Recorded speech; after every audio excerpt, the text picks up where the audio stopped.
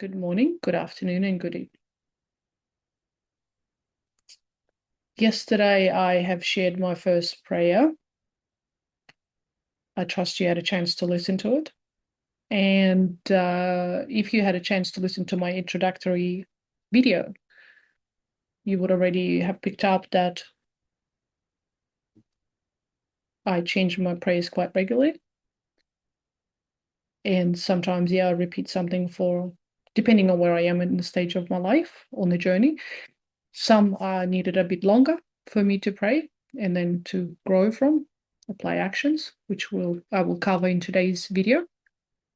So with that, what I would like to invite, if you yourself is interested in the prayer specifically for you, for something that you are not able to witness, especially what I love about this, another one of my favorite quotes that a dear person has shared with me is that I don't know who discovered the water, but it wasn't the fish. I forget who actually said that. But anyways, so if you do need help and you would like me to create a specific prayer for you, I use external tools as well to bring it all together. Either you could message me privately or put in the comments. I would invite you to be as honest as you can about the experience and what your intentions are. And if I have the permission to use your on-screen name, I can do that. I can tag you and we'll go from there. So saying that, today is the free form video, and it is about the stories that we tell that can be both true and imprisoning. And adulthood is learning how to tell open stories instead of closed ones. Again, everything I share here is from my own experience and from the people that I learn from as well. Take what resonates for you.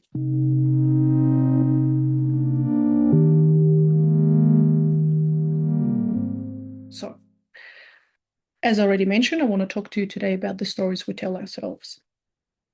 Because here's the uncomfortable truth. The stories we tell are often true, and they're also the lie that keeps us stuck. What I mean is this. We can be telling the truth about our experience and still be closing ourselves off from growth, responsibility, and possibility.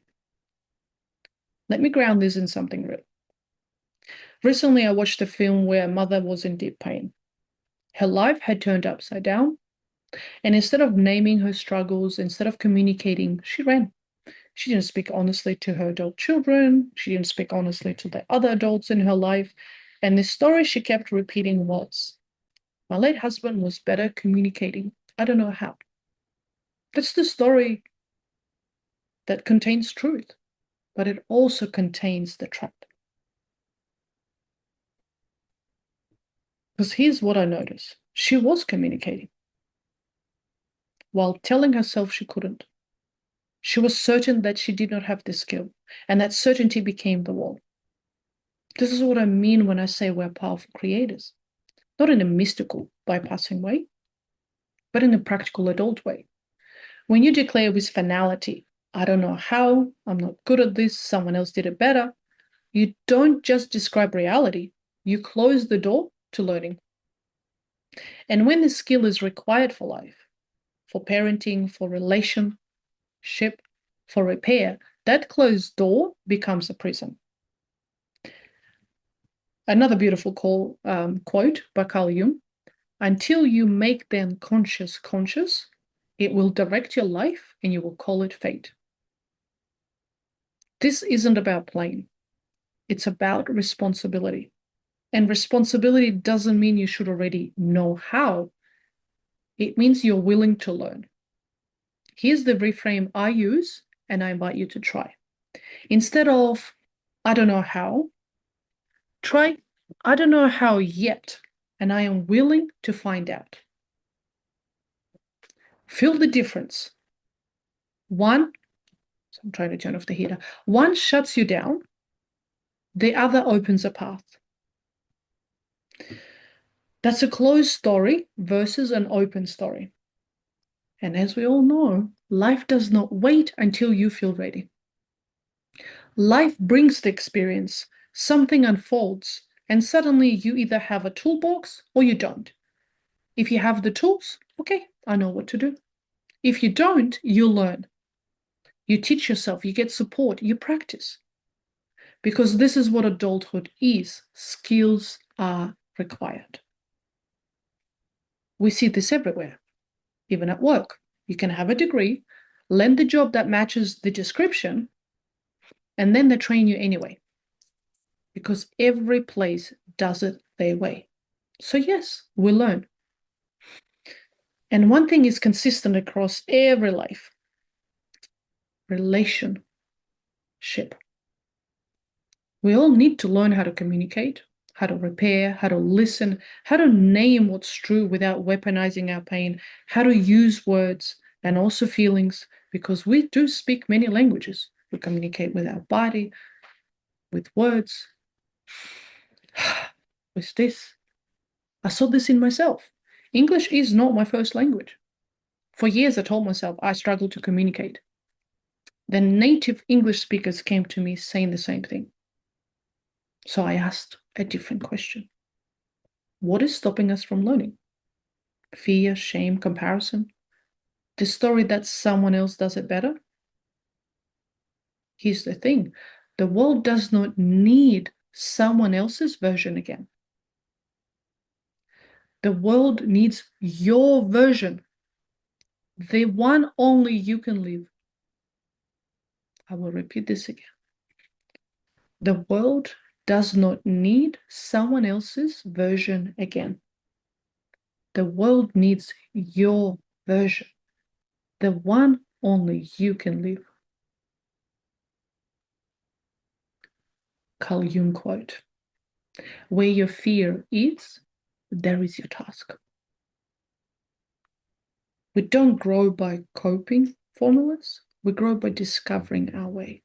That's true in communication, parenting, healing, and prayer, in every areas of life. Let me give you a concrete example. When I relocated to the new country, while I had over 20 years of driving experience, but not in this environment. Snow, ice, wildlife, wind tunnels, different side of the road, different risks. I could pray for protection and still drive recklessly. I could tell a story, I don't know how, or I know how, both are true. Or I could accept a deeper responsibility, a deeper truth. Prayer does not replace responsibility, it requires it. So I acted. The right tires, the weather awareness, different speeds, different timing, different choices, driving lessons. I participated in supporting my own protection because I am the one behind the wheel. So in Kabbalah, this balance is called, excuse my pronunciation, hishtadlut. I do my part fully and I trust the rest. The light supports us after we show up, not instead of. And this matters because I love praise, I love information, and I'm eager to share them with you on this channel. When we pray, whether we speak it, affirm it, sing it, write it, we are declaring intention. We're naming what we desire, what we are calling in, what we're ready to become. But to embody the prayer, to actually experience the change we're asking for, it will require action from us. We cannot outsource adulthood to prayer alone. We can align with it, trust in it, feel its power, and we still have to act. Our words are the spark. Our effort is the vessel. The divine does not bypass our participation. It meets us in it.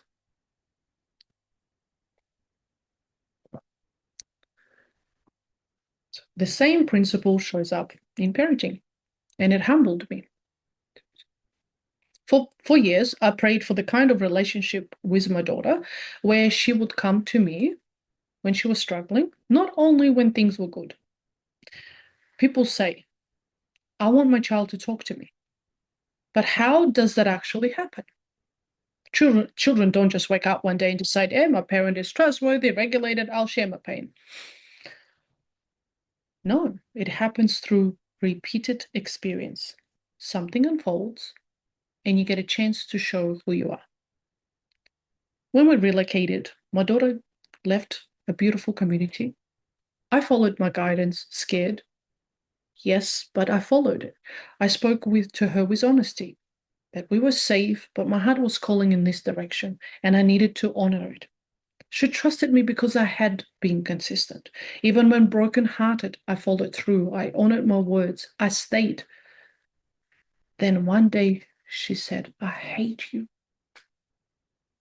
Oh my God, that hurt deeply. The first time, I didn't handle it well. My little girl took over. The story running was, how dare you, after everything I've done. And it unfolded in front of friends. And my daughter got scared because I was screaming. And something in me noticed. My inner child was driving the car. And this sentence from A Course in Miracles turned the light on. So I was able to stop my reaction.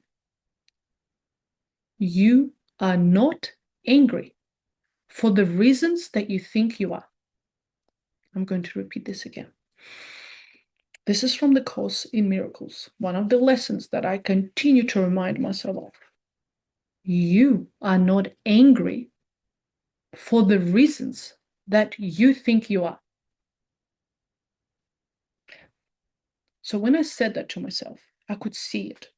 I wasn't angry because she said, I hate you.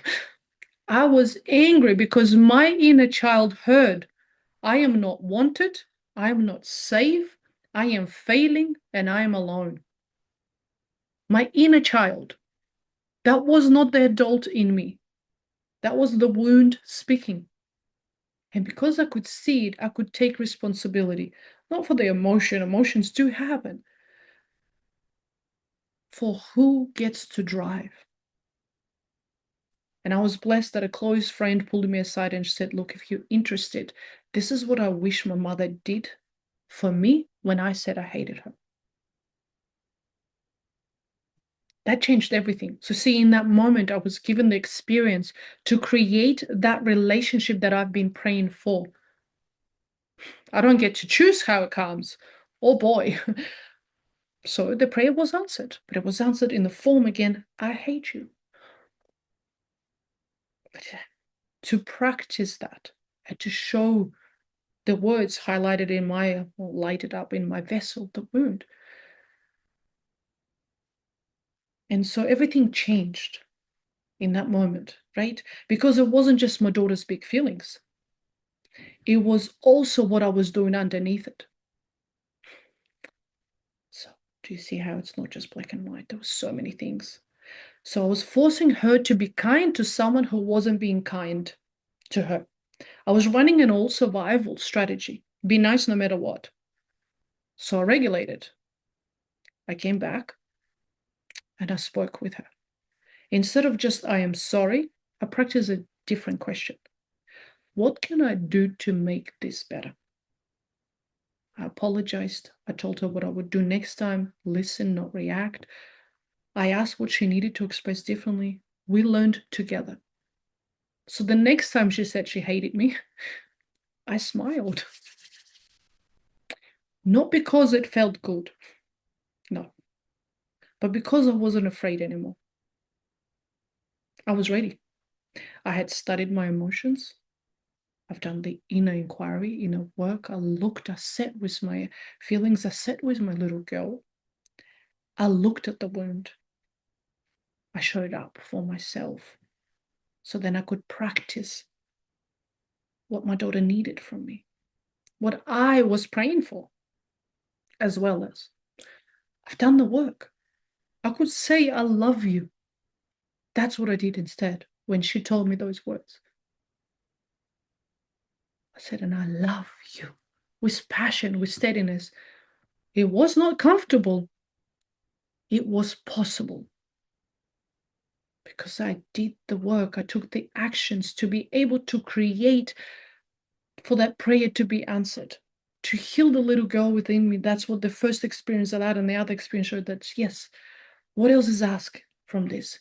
If I don't like this word, how do we then choose different wording?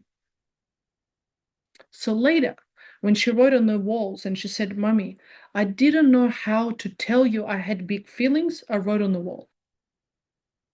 And I could respond, thank you for telling me. I'm okay. Is there anything else? And the reason I was able to respond that way was because I was learning and I was present. And also, I was going to paint the walls in her room anyway. Now, she comes to me with big feelings and hard truths because I've demonstrated, I've learned, I've grown, and I keep demonstrating that I can handle it. Remember, it didn't just happen overnight. It's practice, through experiences, right? And through my own choices, through my prayers, remembering what am I asking for? What am I putting out there? And what is coming to me? Hey, I'm not going to say I handle things perfectly all the time. I am doing my best. I'm learning.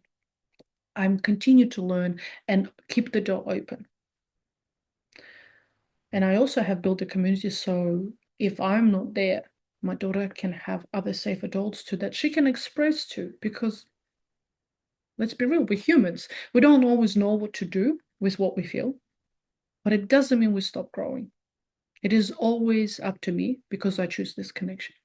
I want her in my life, so keep learning. Relationship responsibility, the ongoing practice of showing up in honest, accountable connection.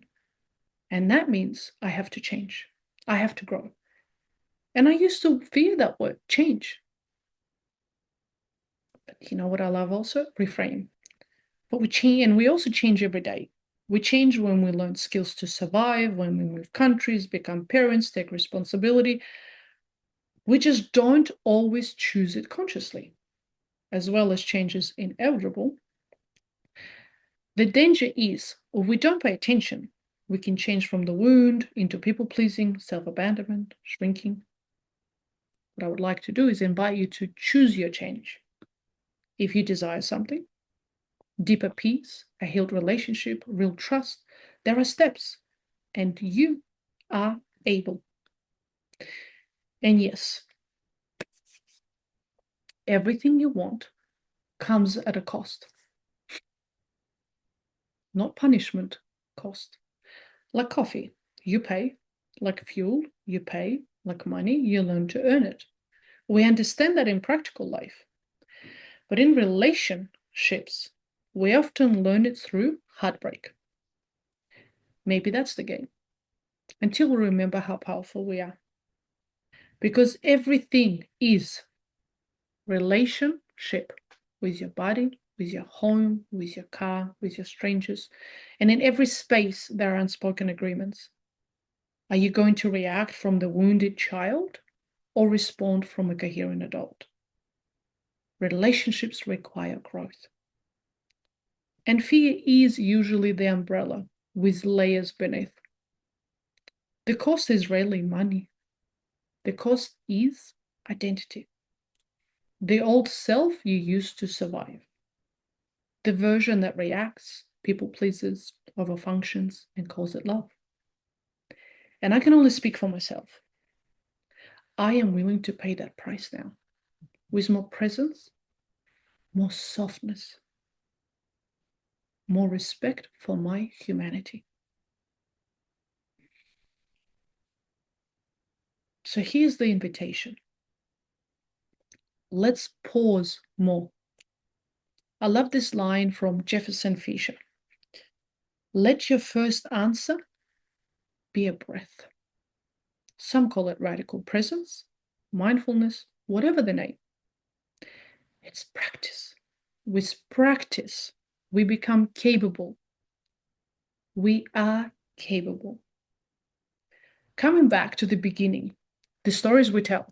Every time you say, I can't, I don't know, they did better, say it out loud to yourself. Pause and ask, what story am I telling? And is it open or closed? In Kabbalah, the teaching is when you shift your inner posture, the outer world responds. Wayne Dyer said it simply. When you change the way you look at things, the things you look at change. You are not here to be saved by superheroes. The story was always a distraction. You are the hero in your own life. Not because you feel this, but because you're willing to learn, repair, and show up again. Look at your life.